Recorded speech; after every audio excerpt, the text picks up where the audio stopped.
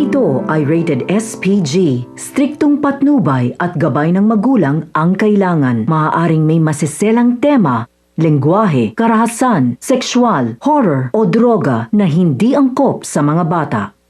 Sa pananatili nga nitong si Evelyn sa mansyon ay kahit papaano nga ay nakahinga nga itong si Marge at nakakasama na nga ito sa mga gatherings.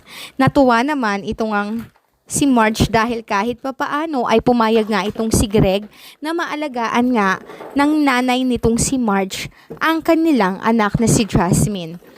Hindi akalain nitong si Marge na mapapapayag niya si Greg ng ganun-ganun na lamang. Sa kabilangan ng pag-ayaw nitong si Regina ay wala rin naman siyang nagawa dahil sa loob ng pamamahay na iyon ay si Greg pa rin naman ang nasusunod. Ang hindi alam nitong si Marge ay may lihim na pagtingin na pala itong si Greg Torrecampo sa kanyang nanay. Naikwento pala nito dating si Evelyn kay Greg Torrecampo ang kanyang mga pinagdaanan. Kaya naman nang minsang makausap niya nga ito ng gabi, ay sinabi niya na gagawin niya ang lahat at ipaparamdam niya kay Evelyn ang lahat ng mga bagay na deserve nitong maramdaman. Paunti-unti nga ay binigyan niya ng mga mamahaling gamit itong ang si Evelyn nang hindi nga nalalaman nitong si Regina. Sa totoo lang ay unti-unti na ring nahuhulog ang loob nitong ang si Evelyn sa pakikitungo sa kanya nitong si Greg Torrecampo. Hindi niya lubos akalain na sa tinagal-tagal ng panahon ay mahuhulog din ang loob ni Greg sa kanya.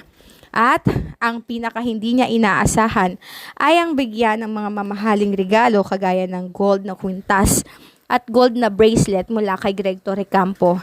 Walang ibang lalaki na nagbigay sa kanya ng mga mamahaling gamit at ito lang si Greg iyon. At alam niya na kapag nalaman ito ni Regina ay siguradong malilintikan siya at siguradong magkakaroon ng kaguluhan sa loob ng mansyon.